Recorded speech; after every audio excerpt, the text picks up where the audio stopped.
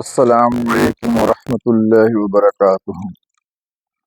آج میں چاہتا ہوں کہ آپ سبھی کو اسلام، ایمان، شرک اور کفر کے تعلق سے بتاؤں۔ معزز سامعین کرام، آج سب سے پہلے میں بتاتا ہوں آپ کو کہ ایمان کسے کہتے ہیں۔ ایمان اقرار باللسان، تصدیق بالجنان، عمل بالارکان، قال له ایمان کی زبان سے اقرار کرنا، دل سے تصدیق کرنا اور ارکان ایمان پہ، ارکان اسلام پہ عمل کرنا، اسی کا نام کیا ہے؟ ایمان۔ ایمان یہ امن سے ہے، اس کا مطلب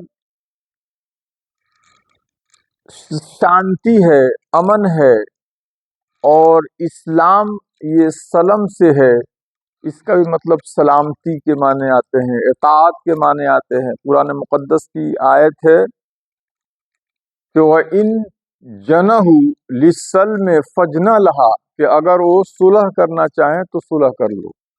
تو اسلام کا مطلب صلح کرنے کے بھی آتا ہے، اور یہ جو ہے جنگ کے مقابلے میں بولا جاتا ہے۔ اب دیکھیے کہ ایمان کی دو نوعیت ہے، ایمان اجمالی اور ایمان تفصیلی۔ ایمان اجمالی یہ ہے کہ آمنتو باللہ کما ہوا باسمائہ وصفاتہ وقبلت جمیع احکامہ، کہ یعنی اللہ رب العزت پہ ایمان لانا، اس کی صفات کے ساتھ اور اس کے اسما کے، یعنی کہ جو بھی اس کے اسما اور صفات ہیں تمام پہ ایمان لانا، وقبلت جمیع احکامہ، اور تمام احکام کو، احکام شرع کو، یعنی کہ جس مذہب کے ہم لوگ ماننے والے ہیں، یعنی اسلام، شریعت اسلامیہ کے جو بھی احکام ہیں، جو بھی امر و نواہی ہیں، سب پر ایمان لانا، سب کو قبول کرنا۔ یہ ہو گیا ایمان اجمالی۔ اور ایمان تفصیلی کیا ہے؟ کہ جس کو ایمان مفصل بھی کہتے ہیں، کہ آمنت باللہ وملائکتہ وکتبہ ورسلہ والیوم الآخر والقدر خیرہ وشرہ من اللہ تعالی والبعث بعد الموت، یعنی ارکان الایمان کتنے ہو گئے؟ 7۔ یعنی ایمان باللہ، ایمان بالملائکہ، ایمان بالکتب، ایمان بالرسل، اور ایمان یوم الآخرہ، بالیوم الآخرہ، اور ایمان بالقدر بعث بعد الموت، یعنی کہ تصدیق، اللہ کی تصدیق کرنا، اس کے رسولوں کی، نبیوں کی، فرشتوں کی، ان سبوں کی تصدیق کرنا، اور یوم آخرت جو ڈومس ڈے ہے، یوم الجزا ہے، اس کی کلا یقین کرنا، اور تقدیر کے خیر اور شر ہونے پر کہ اللہ تعالیٰ کی طرف سے، اس پر یقین رکھنا، اور بعث بعد الموت یا مرنے کے بعد اٹھائے جانے پہ، ان چیزوں پہ کیا کرنا؟ ایمان رکھنا، یقین رکھنا۔ اب دیکھیے شرک، شرک کس کو کہتے ہیں؟ شرک کی تعریف یہ ہے کہ اللہ رب العزت کی ذات و صفات میں کسی کو شریک ٹھہرانا، یعنی کسی دوسرے کو اللہ تسلیم کر لے۔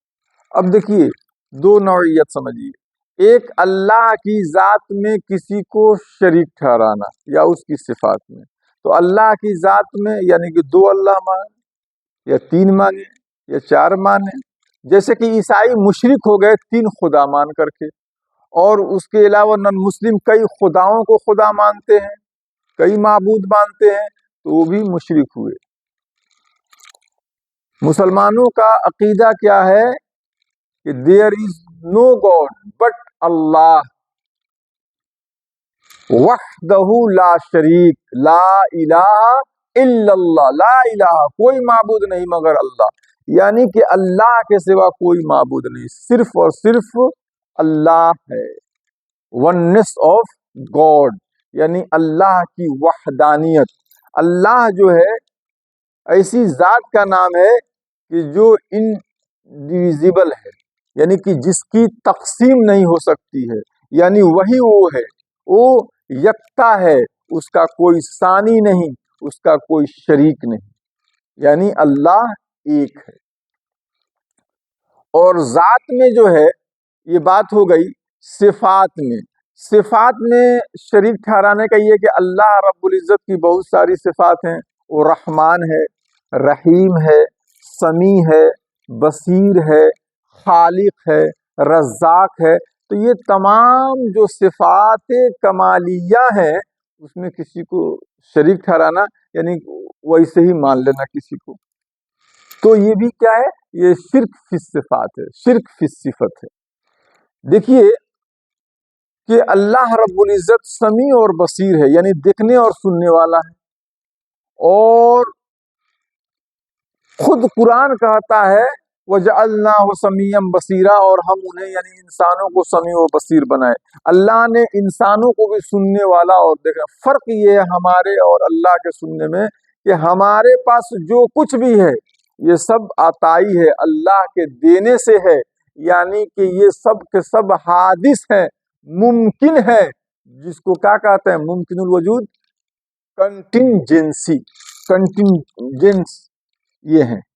تو آپ سمجھے کہ یہ جتنی جو ممکنات ہیں کنٹینجنٹ ہیں، یعنی کہ ان کا مٹ جانا ہے، یہ جو ہے واجب الوجود نہیں ہے، ٹھیک ہے نا؟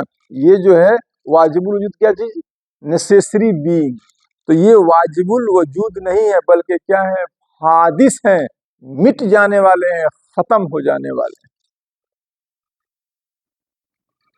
ایسے ہی دیکھیے کہ خالق، پیدا کرنا اللہ رب العزت کی صفت ہے، خالق وہی ہے، کوئی دوسرا خالق نہیں۔ لیکن آپ دیکھیں گے کہ انسان جو ہے انوویشن کا کام کرتا ہے، تجدیدی کام کرتا ہے، وہ ایجاد کرتا ہے، وہ بھی نئی نئی چیزوں کی ایجاد کرتا ہے، تو کیا اس کو خالق نہیں؟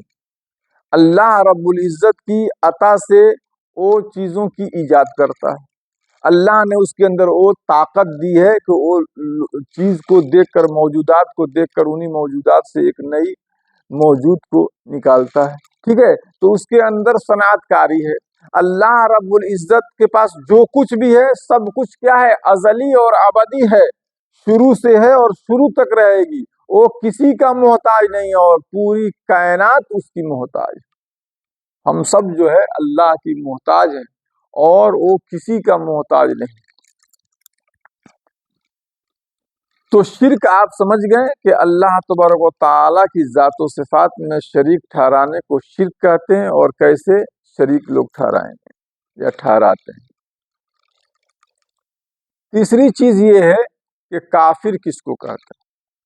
کافر جو ہے اس کو کہیں گے جو ضروریات دین میں سے کسی شے کا منکر ہو، انکار کرے۔ دیکھیے تین چیز ہے، اس کو بھی آپ لوگ ذہن میں رکھیں کہ کافر جو ہے اس کو انگلش میں کیا کہیں گے؟ ان بلیور۔ اب مومن کو بلیور کہتے ہیں، اور مشرک کو کیا کہتے ہیں؟ پولیتھسٹ کہتے ہیں، یعنی کئی خداؤں کو ماننے والا۔ اور توحید پرست کو جو کہتے ہیں وہ کیا کہیں گے؟ مونوتھسٹ، ٹھیک ہے نا؟ مونوتھسٹ، یہ توحید پرست کو کہا جائے گا۔ اور مشرک کو پولیتھسٹ، اور دہریہ کو یعنی جو کسی خدا کو نہ مانے وہ ایتھسٹ۔ یہ تین چیز۔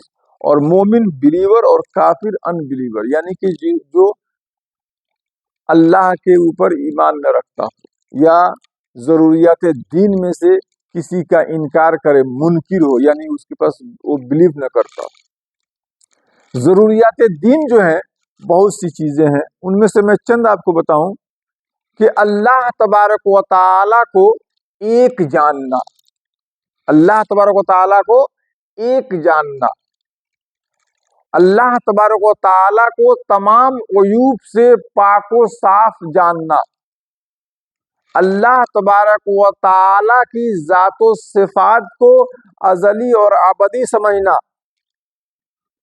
اور یہ سمجھنا کہ اللہ تبارک و تعالیٰ کسی بھی عیب میں ملوث نہیں، تمام عیوب سے، تمام نقص سے پاک و صاف ہے، جھوٹ ہو، چوری ہو، یا جس طرح کے یہ چیزیں ہیں، ہر عیب اور ہر نقص سے اللہ رب العزت پاک و صاف ہے۔ اللہ کی فرشتوں پر، نبیوں پر، رسولوں پر، کتابوں پر ایمان لانا، اور ہر نبی کو معزز محترم سمجھنا، کسی کی تحقیر نہ کرنا، یعنی کسی بھی نبی کی یا رسول کی اگر کسی نے تحقیر کر دی تو ایمان سے خارج ہو گیا، اسلام سے خارج ہو گیا۔ تو کسی بھی نبی کی یا آسمانی کتاب کی یا قرآن شریف کی یا قرآن کی کسی بھی آیت کی، قرآن کی ہر آیت کا یقین کرنا کہ یہ کلام اللہ ہے، اللہ کا کلام ہے۔ ایسی ہی جنت، دوزخ، روز حشر، پل صراط، ان تمام چیزوں پر یقین رکھنا کہ ان کا وجود ہے، اللہ نے ان کو بنایا ہے۔ جنت بھی ہے، دوزخ بھی ہے، پل صراط بھی ہے، یوم حشر بھی ہے، یعنی ایک ایسا یوم جس دن ہم سب لوگ اٹھائے جائیں گے، یہ سب، اور نماز، روزہ، حج، زکوٰۃ، ان سب کی فرضیت کا کیا کرنا، اعتقاد رکھنا کہ یہ تمام جو ہمارے اوپر فرض ہیں ان کا اعتقاد، ان کی فرضیت کا اعتقاد رکھنا، اور جو چوری، زنا، شراب نوشی کی حرام قطعی ہونے کا اعتقاد رکھنا کہ یہ سب جو ہے یہ حرام قطعی ہیں، قرآن سے ثابت ہے ان کی حرام قطعی ہونے پر، اور کافر کو کافر سمجھنا۔ یہ جو چیز ہے یہ ضروریات دین سے، ان میں سے کسی کا بھی اگر کوئی منکر ہے تو وہ کافر ہے۔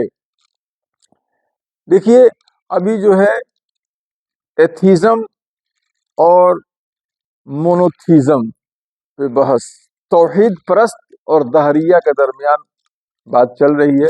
انشاءاللہ الرحمن ہم کوشش کریں گے کہ اپنے نالج کے مطابق اس پہ میں بھی کچھ قرآن و حدیث کی روشنی میں آپ کے سامنے رکھوں کہ اللہ کی وحدانیت پر بے حساب دلائل ہیں جو قرآن و حدیث سے دی جا سکتی ہیں۔